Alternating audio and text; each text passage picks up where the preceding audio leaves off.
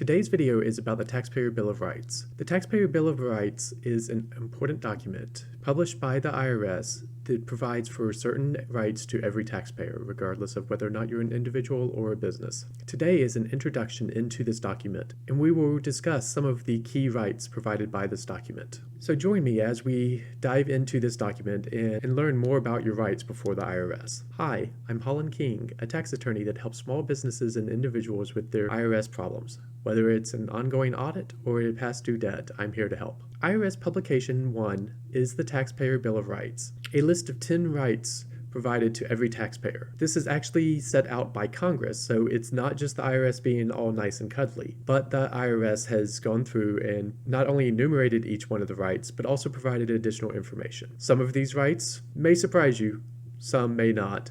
And of course, there's going to be a question about whether or not the IRS actually respects some of these. However, we're going to go through each one of them. There's 10 in total, and this is going to be a multi-part series. So let's get started. Taxpayers have 10 rights before the IRS. These rights, in no particular order, are the right to be informed, the right to quality service, the right to not pay any more than the correct amount of tax owed, the right to challenge the IRS over a position and to be heard, the right to an appeal an IRS's decision in an independent forum, the right to finality, the right to confidentiality, the right to retain representation, the right to a fair and just tax system.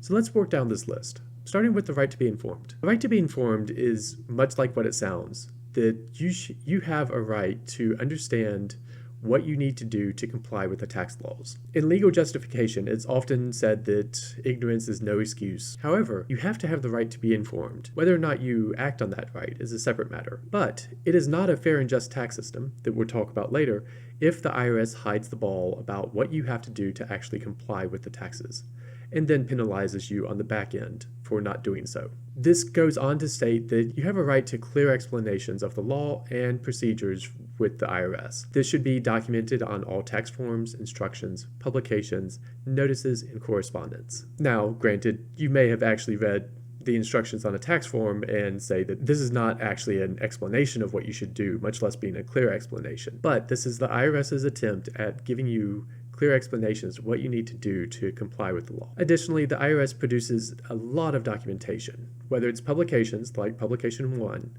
whether it's the instructions related to a tax form, or numerous notices, chief counsel advice, and other information produced by the IRS. This is all being put forth in order to provide guidance about what the IRS thinks that you should do in order to comply with the tax law. Now, we'll get into later that there are certainly circumstances where what the IRS thinks and what the law actually says differ. However, the IRS needs to at least put forth the effort to give you the information that you will need in order to comply with the tax law as it sees it.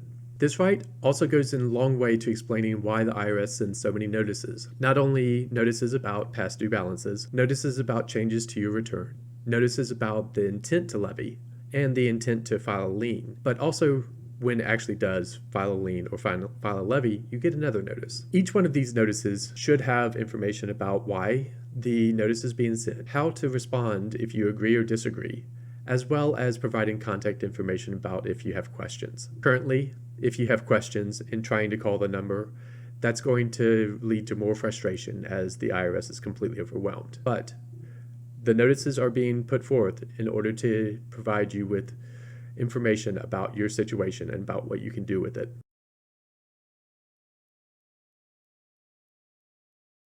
Moving on, the next right is the right to quality service. According to the IRS, this right entails that taxpayers have the right to receive prompt and courteous professional assistance in their dealings with the IRS, to be spoken to in a way that they can easily understand, to receive clear and easily understandable communications from the IRS, and to speak to a supervisor about inadequate service. So this is your right. You have a right to get the information you need in order to comply with the tax law, and that includes being able to call the IRS and ask questions, and receive quality service when you have to do so. Right now, the IRS is completely overwhelmed, answering less than 8% of the calls that they receive.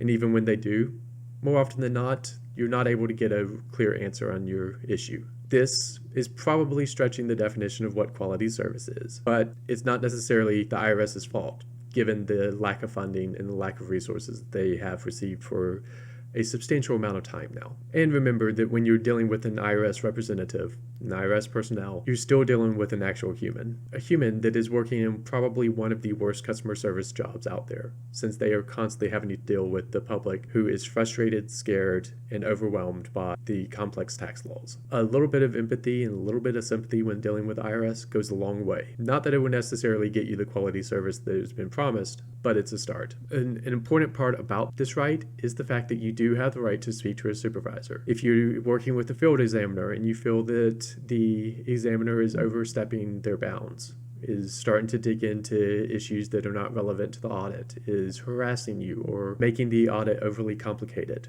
or even just being overly aggressive, you can speak to the examiner's supervisor and try to work out a solution.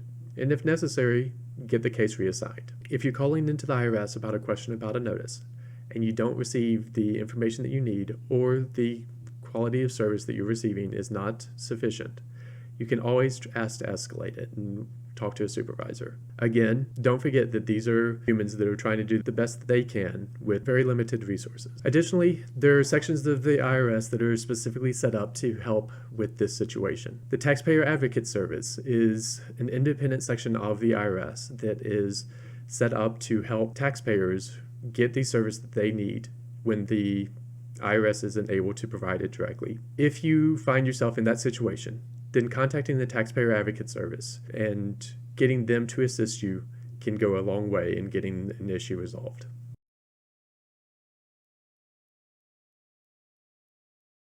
The third right is the right to pay no more than the correct amount of tax owed. Now, this doesn't mean that you have a right to not pay taxes. It doesn't mean that you have a right to pay the tax that you calculated.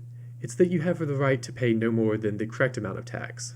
And the correct amount of tax is very often at issue. Specifically, the IRS states the taxpayer has a right to pay only the amount of tax legally due, including interest and penalties, and to have the IRS apply all tax payments properly. So, if you file a return and have calculated your tax on a W-2 issued by an employer later comes back and issues a new W-2 correcting that amount, showing that you earned more that year. That does not mean that you have the right to only pay the amount on the original return. You still are liable for the additional amount owed, as well as the penalties and interest that are going to accumulate because of the late payment.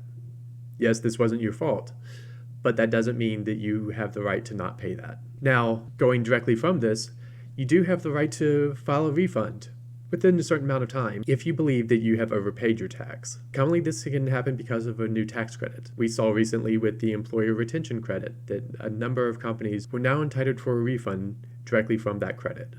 And they were entitled to go back and amend the returns and get that amount refunded to them. Conversely, let's talk about when the IRS looks at your return and finds an issue. When they do so, they are going to calculate the amount of tax owed and going to issue you a bill for the difference. You have the right to take a look at that calculation and determine whether or not it's correct. If there is an error in that calculation, then you have a right to correct that error and only pay the amount that is truly owed. If there is an amount of tax owed, then you're responsible for the interest and penalties. But if that delay was due to the IRS, the interest should be removed because it was the IRS's delay, not yours. This is a very limited situation, but it is an important one. So those are the first three rights of taxpayers: the right to be informed, the right to quality service, and the right to pay no more than the correct amount of tax owed. In the next video of this series, we'll talk about additional rights that are granted by Congress to taxpayers before the IRS. If you have any questions about these or the Taxpayer Bill of Rights, leave a comment below or reach out to me directly. My information is in the description. If you found this video helpful, please hit the like button and consider subscribing to my channel.